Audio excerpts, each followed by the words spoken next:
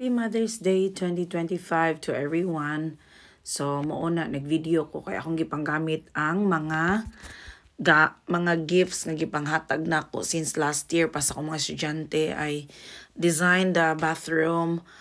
Dugay na ako na ning gi-feature pero kanang wala na ako nagamit. So, kung na why not kay wala man takabuk og spa no nya usa gusto kog masahe unta di man available niya. I made a drink.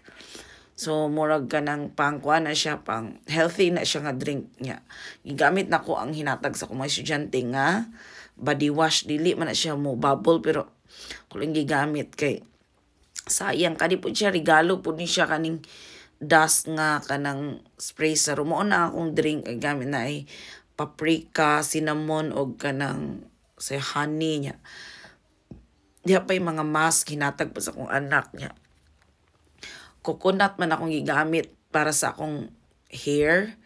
Ako siyang gikuan o niya ang ako pong facial set. So, isuwayan ako kuan gamit jud kay para malingaw ko niya.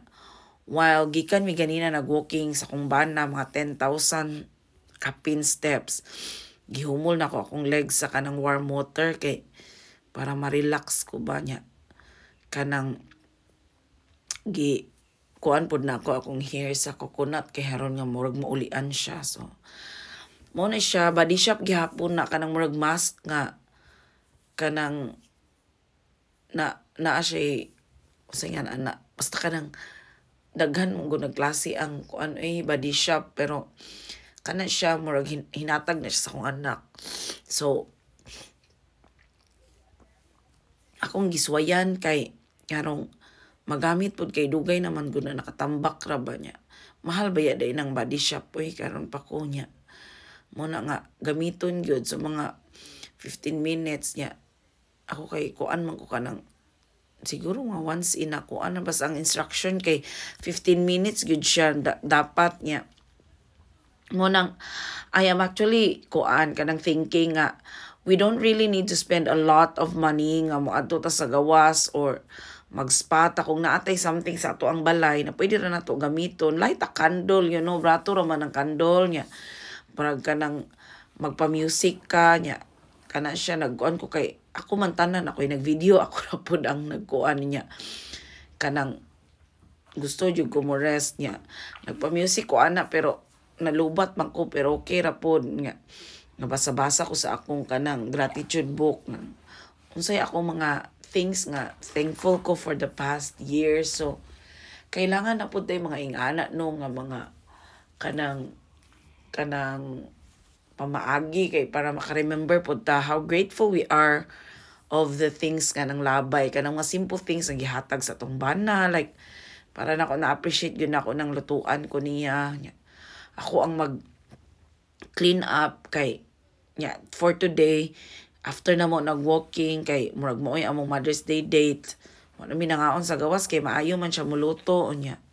Murag, either, kung spend kag dako sa gawas, you better eat together as a family in the house nga.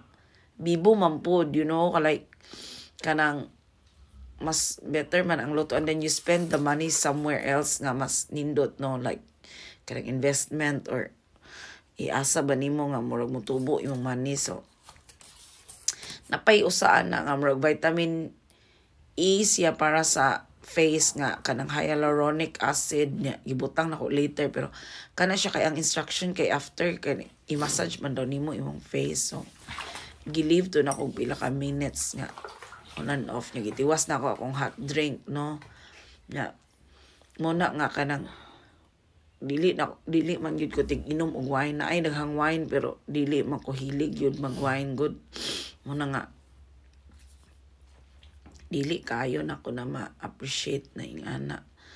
So usahay pwede occasion pero I hope nga kanang mga mothers out there no kung unsay ato ang naa ma-enjoy nato nya kanang atong dili man tanan di na mo-compare sa atong self atong mga uban nga nakadawat og mahal kayo nga mga regalo kana si regalo na sa akong anak nga mao na nag-walking mi ganina sa akong bana unya mag-exercise na jud kay 40 nakapinta ani niya kana po siya regalo na siya sa among church. Tanang mga mothers gibless sa among pari.